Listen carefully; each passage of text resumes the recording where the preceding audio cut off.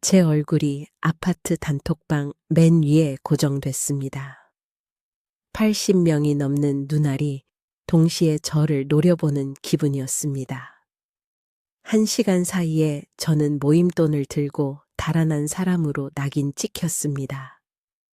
이상한 건 사라진 통장보다도 먼저 사라진 사람이 있었다는 사실입니다. 바로 제 친구 미정이었습니다. 저는 환갑을 넘겼고 남편을 먼저 보내고 혼자 지낸 지가 벌써 15년이 넘었습니다. 조용히 책을 읽고 걷던 저는 작년 봄 같은 동네 언니들과 함께 동호회 개모임을 만들었습니다. 걷기 모임으로 시작했지만 매달 조금씩 돈을 모아 여행 한번 가보자며 웃던 따뜻한 개였습니다. 누가 총무를 맡을지 잠깐 망설이다가 숫자에 밟고 꼼꼼하던 미정이 자발적으로 통장을 맡았습니다. 저는 이름값처럼 늘 미리 챙기고 확인하는 편이어서 제가 회장 아닌 회장처럼 일정과 회계표를 정리했고 다들 믿는다며 등을 두드렸습니다. 이 아파트는 재건축 바람이 불며 달아오르고 있었습니다. 주민대표로 나선 영수는 속도를 올려야 한다며 목소리를 높였고 반대로 구매사호는 끝까지 협의에 못 들어간다며 버티고 있었습니다. 동네에서 알박기라 부르던 그 집은 언제나 현관문이 굳게 닫혀 있었고 우편함에는 통지서가 눌어붙어 있었습니다. 그 집만 합의하면 구역 전체가 움직인다는 말이 제일 무서운 소문처럼 떠돌았습니다. 그 와중에 저희 모임도 요란해졌고 처음엔 발 아픈 이야기, 무릎 강화 운동 이야기로 복잡거리던 단톡방은 어느 순간 계좌번호와 입금 확인 캡처로 도배가 됐습니다. 그런데 어느 금요일 밤 미정이 흔적도 없이 사라졌습니다. 연락을 남겨놓은 것도 아니고 집에도 없고 휴대전화는 꺼져 있었습니다. 다음 날 새벽 아파트 단톡방에 충격적인 글이 올라왔습니다. 저희 동호회 개모임 통장이 텅 비어 있다는 캡처와 함께 회장인 제가 책임져야 한다는 글이었습니다. 누가 올린 글인지 닉네임은 낯설었습니다. 모두가 흥분했고 오전 내내 저는 터지는 진동에 정신이 아득했습니다. 억울한 마음이 목을 조이듯 차올랐지만 반대로 머릿속 어딘가에서는 이 난리가 너무 정교하다는 생각이 들었습니다. 그날 저는 은행 문을 열고 들어가 가장 최근 거래 내역을 뽑아봤습니다. 눈에 들어온 것은 낯선 계좌로의 거액 이체였습니다. 날짜는 미정이 사라진 바로 전날 밤. 메모란에는 아무 글자도 남아있지 않았습니다. 총무였던 미정이 마지막으로 접근했으니 의심이 미정으로 향하는 건 당연해 보였지만 저는 왠지 그게 끝이 아니라는 느낌을 지울 수 없었습니다. 그 이체가 단 한 번이 아니라 보름 전부터 조금씩 나눠서 몇 차례 이뤄졌다는 점이 특히 마음에 걸렸습니다. 문제는 그날 오후였습니다. 몇몇 이웃이 저를 로비에서 붙잡았습니다. 저에게 따지듯 묻는 눈빛이었습니다. 저는 숨을 고르며 은행에 문의하고 경찰에 신고하겠다는 뜻을 전달했습니다. 저는 말을 최대한 절제했습니다. 말수 적고 온화하던 사람들이 이 기회에 그동안 쌓인 무언가를 한꺼번에 털어놓는 듯한 눈빛을 하고 있었습니다. 단톡방에는 저를 겨누는 캡처와 짧은 비난들이 숨 한 번 돌릴 틈도 없이 쏟아졌습니다. 저는 화면을 끄고 손에 쥔 텀블러를 더 꽉 잡았습니다. 그날 밤 저는 제 노트 3권을 펼쳐 중간부터 다시 훑었습니다. 제가 언제 누구에게서 얼마를 받았고 어떤 회비가 어떤 목적으로 나갔는지 모두 기록해둔 노트를 말입니다. 2페이지를 넘기다 이상한 공백을 발견했습니다. 회비를 2번 연속 늦게 낸 사람은 딱 한 명, 정희였습니다. 정희는 제 가장 오래된 친구였습니다. 남편이 아프고 아들이 일자리를 잃었다며 울먹이던 모습이 떠올랐습니다. 저는 그때마다 괜찮다며 달래고 다음 달에 합쳐내라고 했습니다. 그 공백을 보며 기분이 좋지 않았습니다. 그 공백이 누군가의 악의와 겹쳐지는 것처럼 보였기 때문입니다. 문득 머릿속으로 아파트 주차장 입구에 서 있던 흰 트럭이 스쳐 지나갔습니다. 한밤중에 커다란 가구를 싣고 오는 차가 유난히 많아진 요즘, 재건축 이사 준비로 떠들썩한 가운데 그 트럭은 방향등도 켜지 않은 채 잽싸게 904호 라인으로 사라졌습니다. 그 라인에는 밤마다 낯선 그림자가 그림처럼 붙어 있었습니다. 알박기 때문에 모두가 발을 동동 구르고 있었고 사람들 입에는 욕설 대신 한숨이 늘었습니다. 여기서 잠깐 저는 그때의 제 심장을 그대로 꺼내 보여드리고 싶습니다. 제 이름이 인터넷 어딘가에 연경 박힐까 두려웠습니다. 제가 만든 모임이 사람을 망칠 수도 있겠다는 생각이 번개처럼 지나갔습니다. 그렇다면 저는 가만히 있었어야 했을까요? 아니면 발을 더 깊이 담갔어야 했을까요? 저는 다음 날 경찰서에 접수했고 담당자는 계좌 추적에 시간이 걸린다고 했습니다. 저에게는 시간이 칼날 같았습니다. 단톡방은 한낮의 장터처럼 시끄러웠고 오후엔 아주 구체적인 허위 소문까지 돌았습니다. 제가 재건축 조합에서 건네는 돈에 손을 대려고 계모임을 미끼로 삼았다는 둥, 미정과 내통했다는 둥, 한숨이 목젖까지 차오르는 말들이었습니다. 아파트 단톡방 사건이라는 말이 여기저기서 오르내리며 스크린샷이 증거인 것처럼 떠돌았습니다. 저는 많은 스크린샷의 글씨가 이상하게도 일정한 문체를 띠고 있다는 생각을 했습니다. 감탄사의 위치, 쉼표의 습관, 특정 단어들의 반복. 그게 제가 줄곧 들여다본 회계표처럼 일정한 리듬으로 다가왔습니다. 저는 직접 발로 움직이기로 했습니다. 904호 복도 끝까지 가 보았습니다. 딱딱한 공기가 코끝을 찔렀습니다. 현관 앞에는 아직 누군가가 들어오고 나가는 흔적이 새까맣게 남아 있었습니다. 택배 전단이 겹겹이 붙어 있었고 누군가가 그 위에 조심히 새겨놓은 숫자 몇 개가 보였습니다. 배달 시간일 수도 있고 휴대전화 번호의 뒷자리일 수도 있는 묘한 숫자들이었습니다. 그리고 9045 문 앞에 무심하게 놓인 신문더미 가장 아래쪽에서 제 눈에 익은 로고가 보였습니다. 재건축 조합 안내문이었습니다. 개별 동의서 제출 현황 목록에는 904호 이름 옆에 아주 최근 날짜가 쓰여 있었습니다. 알박기라더니 서류는 접수돼 있었습니다. 저는 잠시 뒤돌아 엘리베이터 앞에서 서성였습니다. 누군가 뒤에서 걸어오는 기척이 났고 저는 본능처럼 몸을 옆으로 비켰습니다.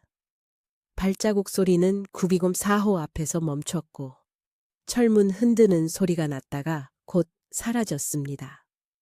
이상했습니다. 주민이라는 느낌이 아니었습니다.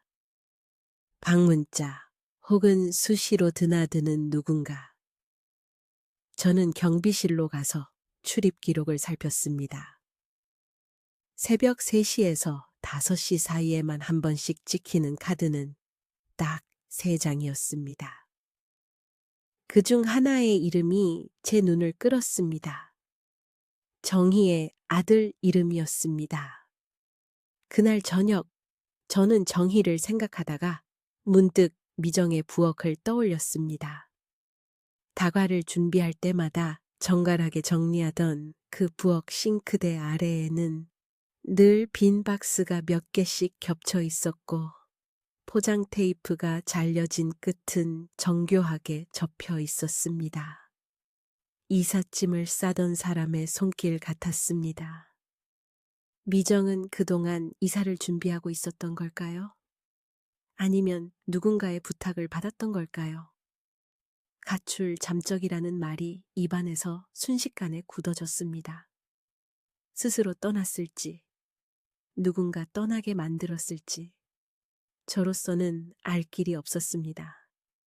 다음 주 월요일 우편함에 틀어진 듯 꽂힌 서류 봉투 하나가 있었습니다. 발신인은 없었습니다. 안에는 회계장부 복사본과 904호와 관련된 부동산 계약서 사본이 들어 있었습니다. 계약자 이름은 낯익었습니다. 정희의 아들 이름이었습니다. 더 놀라운 것은 계약 날짜였습니다. 계모임 돈이 빠져나가기 시작한 날과 정확히 일치했습니다. 금액 역시 쪽에서 빠져나간 회비 합계와 묘하게 닮아 있었습니다. 그 순간 제 등골을 타고 내려가던 한기가 명확한 모양을 갖췄습니다. 저를 찌르던 소문들의 칼날은 뜻밖에도 아주 가까운 손에서 나온 것이었습니다.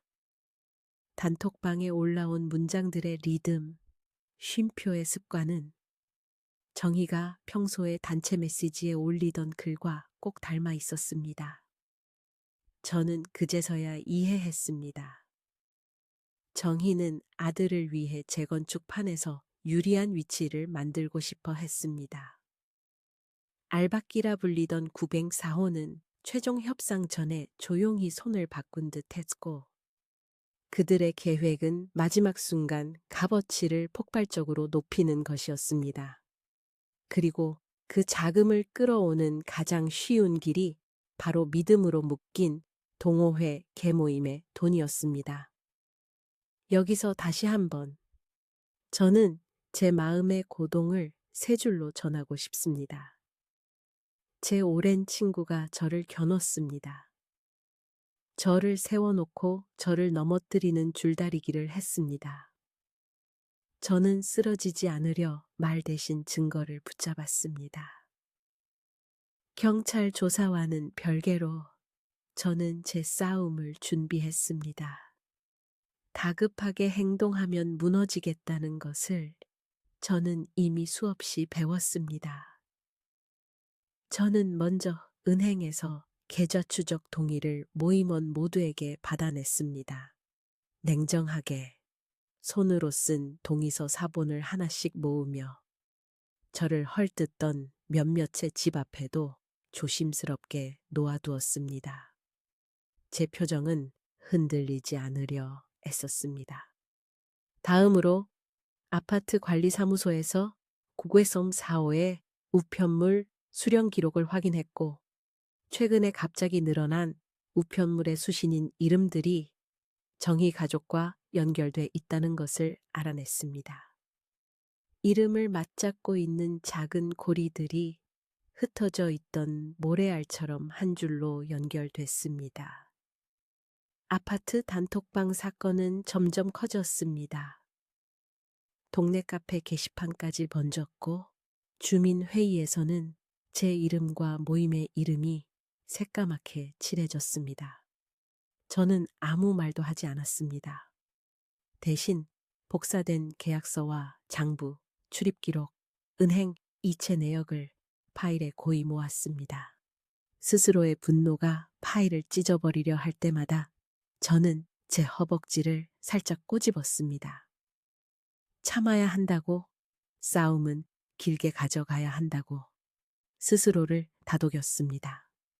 마침내 저는 결정적인 단서를 찾았습니다.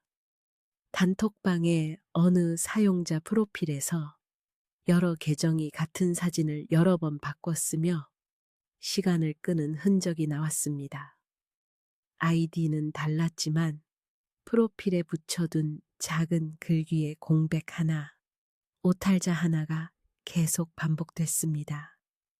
놀랍게도 그 오탈자는 정희가 늘 실수하던 부분이었습니다. 저는 그런 디테일을 많이 보고 많이 적는 사람이었습니다. 정희의 메신저 습관, 띄어쓰기 비위, 강력 취향까지 제 머릿속에는 가정의 문지방처럼 선명했습니다. 결정적 단서를 손에 쥐자 저는 경찰과 함께 구상업 사회에 들어갈 절차를 밟았습니다. 자발적으로 문을 열 사람이 없으면 영장이 필요하다는 절차는 이해했습니다. 그러나 문이 열렸습니다. 안에는 사람이 없었고 겉보기에 생활 흔적도 거의 없었습니다. 빈 집이었습니다. 그러나 싱크대 서랍에서 계모임 장부의 원본 일부가 나왔습니다. 제가 늘 숫자를 쓸 때 곁에 그리던 작은 점의 위치까지 그대로였습니다. 오직 미정과 저만이 알고 있던 표식이었습니다. 그제야 저는 또 하나를 깨달았습니다. 미정은 도망친 게 아니라 사라져야 했습니다. 재건축과 알박기의 판 속에서 돈의 흐름을 아는 사람은 위험해집니다. 무심한 듯 보이던 그녀의 정리정돈은 사실 흔적 지우기였고 그녀가 마지막까지 남겨둔 표식은 저에게 건넨 구조 신호였습니다. 저는 경찰에 이 사실을 전했습니다. 그날 오후 미정은 근교의 작은 찜질방에서 발견됐습니다. 몸은 다치지 않았지만 두려움으로 질려 있었습니다. 그녀의 말에 따르면 누군가가 밤마다 집 앞을 서성이며 위협을 했고 구배송 사호에서 계약을 사전에 맞바꾸는 과정을 보게 된 뒤부터 쫓기듯 숨어 지냈다고 했습니다. 그녀는 자신의 휴대전화를 버리고 장부 일부만 숨기고 나왔다고 했습니다. 저는 가슴이 덜컥 내려앉는 소리를 내부에서 들었습니다. 사건은 빠르게 방향을 틀었습니다. 경찰은 정희의 아들과 몇몇 조합 관련 인사들을 조사했고 비밀리에 계약을 유리하게 바꾸려던 정황과 동호회 계모임 자금이 유입된 흔적을 확인했습니다. 정희는 눈을 피했고 단톡방의 다계정 흔적이 정희의 집 와이파이에서 동시에 올라왔다는 기록까지 드러났습니다. 그제야 주민들은 소문을 거둬들이기 시작했습니다. 하지만 제가 가장 쓰라렸던 건 돈보다도 단톡방의 글자들이 사람을 얼마나 빠르게 낮추고 찢어놓는지에 대한 체험이었습니다. 저는 끝내 제 방식의 복수를 택했습니다. 법과 기록으로 하는 복수였습니다. 단체 고소는 소문을 바로잡는 힘이 됐고 계좌 동결은 유출된 자금의 일부를 되돌려 놓았습니다. 무엇보다 저는 동호회 계모임을 없애지 않았습니다. 오히려 정리했습니다. 회비는 은행 자동이체로만 받고 공개 장부는 분기별로 주민에게 열람시켰습니다. 모임의 이름을 더 단단히 만들었습니다. 믿음이라는 두 글자를 다시 쥐기까지 많은 밤이 걸렸습니다. 누구에게도 던지지 못한 말들을 손바닥에 적어 지우는 밤도 있었습니다. 마지막으로 저는 제 노트를 꺼내 빼곡히 적었습니다. 누가 어떤 말로 등을 돌렸는지, 누가 어떤 방식으로 다시 손을 내밀었는지, 시간이 어떻게 아물게 하는지, 그리고 제가 배운 배신과 복수의 얼굴이 어떠했는지, 미정은 천천히 돌아왔고 저희는 예전처럼 걷기 시작했습니다. 봄마다 피던 단지의 영산홍이 올해도 빨갛게 물들었습니다. 사람들의 입은 여전히 빠르지만 그 빠르기가 칼날이 될지 바람이 될지는 이제 조금은 구분할 수 있게 됐습니다. 강한 말 몇 줄로 사람의 삶을 뒤집을 수 있는 세상에서 여러분은 무엇을 믿고 누구와 어떻게 서시겠습니까?